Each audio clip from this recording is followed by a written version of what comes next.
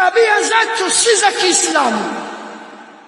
Twaishi kizunguzungu, western,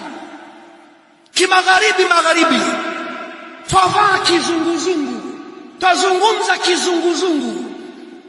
Lifestyle yetu ni ya kizunguzungu, ya western.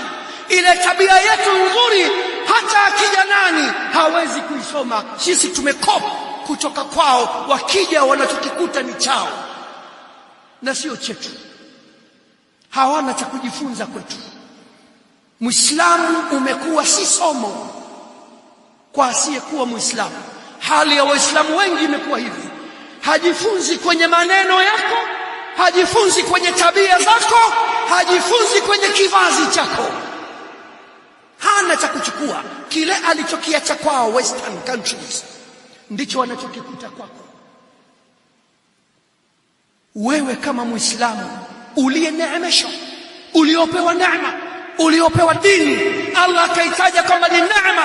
Al-yawma akmaltu lakum dinakum wa atmamtu alaykum ni'mati wa raditu lakum al-islam dina. Allah ameridhia kwako wewe Uislamu ndio dini. Wewe wasema maneno lakini huoneshi kama umeridhia kweli Uislamu kama Allah alivyotaka kwao, alivyotaka kwako. Asiyekuwa Muislamu anajifunza nini kwako?